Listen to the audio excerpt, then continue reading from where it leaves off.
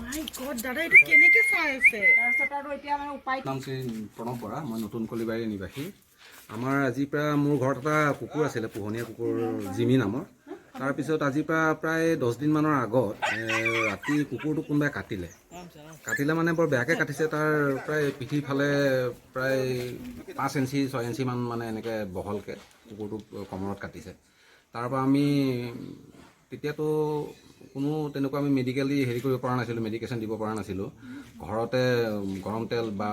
আগৰ এণ্টিবায়'টিক এনেকৈ টেবলেট ছটিয়াই পেলাই হালধি চালধি এনেকৈ ছটিয়াই মেলি ৰাখিছিলোঁ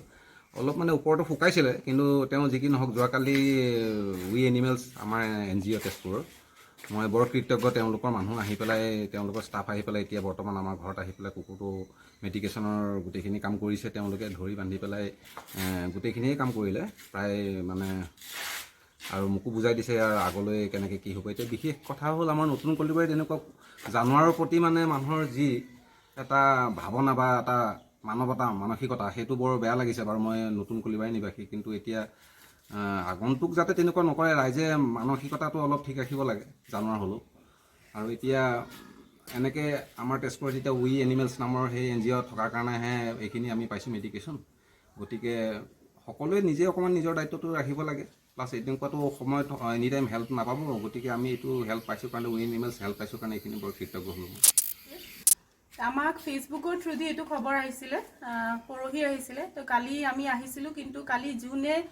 সোৰ্স অফ ইনফৰ্মাৰ যোন আছিলে তেওঁ ফোনটো পিক নকৰিলে তো কালি সেইকাৰণে আমি বহুত দেৰি ৰখি পেলাই আকৌ উভতি যোৱা হ'ল আজি আকৌ আহিলোঁ আহি পেলাই আজি কণ্ডিশ্যন ফটোত যিমান দেখিছিলোঁ তাতকৈ বহুত ৱৰ্ষ্ট হৈ আছিলে একদম সাংঘাতিকভাৱে দাদাই কৰি আছিলে যিখিনি কিন্তু প্ৰপাৰ যিটো মেডিকেশ্যন হয় সেইটোত পৰা নাছিলে তো আজি যিখিনি পাৰোঁ আমি ফাৰ্ষ্ট তাক ধৰিবলৈতো এটাতো সি তাৰ ঘাটোৰ কাৰণে অন্তুৰ কাৰণে ইমান খঙত আছে ইমান এগ্ৰেশ্যনত আছে কিন্তু সি ছুপাৰ ফ্ৰেণ্ডলি কিন্তু ইমান খঙত আছে যে সি গম পাইছে যে সি এইটোত ধৰিলে আকৌ হাৰ্ম কৰিব নেকি কোনোবা হিউমেন ফেইথটো সি একেবাৰে হেৰুৱাই পেলাইছে কাৰণ ইনচিডেণ্টটো এনেকুৱা মানে ভয়ানক আছিলে তাৰ হিউমেন ফেইথ নোহোৱা হৈ গৈছে তো এতিয়া আজি ফাৰ্ষ্ট যিখিনি আমি এণ্টিবায়'টিক হওক আজি সেইখিনি ইনজেক্ট কৰা হ'ল পেইন কিলাৰ হ'ল তাক আজি স্প্ৰে আৰু গোটেইটো ঘাঁটো চাফা কৰি পুজ চুজ যিখিনি হৈছিলে চব উলিয়াই দিয়া হ'ল কালিৰ পৰা অৰেলি দিয়া হ'ব কাৰণ সদায় তাক এনেকৈ ধৰি বান্ধি কষ্ট কৰি ইনজেক্ট কৰি থাকিলে সিও কষ্ট পায় হয়তো দাদাৰ জেগাটোৰ পৰা সি পলাই যাবও পাৰে ফ্ৰিকুৱেণ্টলি হৈ আছে তেজপুৰত কিহৰ কাৰণে হৈ আছে নাজানো আগতে ইমান নাছিলে এতিয়া খুব ফ্ৰিকুৱেণ্টলি ঘাপ মৰা ঘপিয়াই দিয়া পয়জন খুওৱা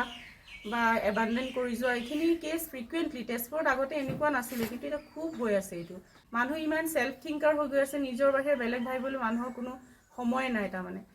তো এপিল সদায় কৰি আহিছোঁ আজিও কৰিছোঁ অকণমান চেঞ্জ কৰক মেণ্টেলিটি চেঞ্জ কৰক জীয়াই থকাৰ অধিকাৰ চবৰে আছে আমাৰ যেনেকৈ আছে ইহঁতৰো জীয়াই থকাৰ সমানেই অধিকাৰ আছে তো অকণমান চবেই মেণ্টেলিটি চেঞ্জ কৰক ইহঁতকো সমানে জীয়াই থাকিব দিয়ক থেংক ইউ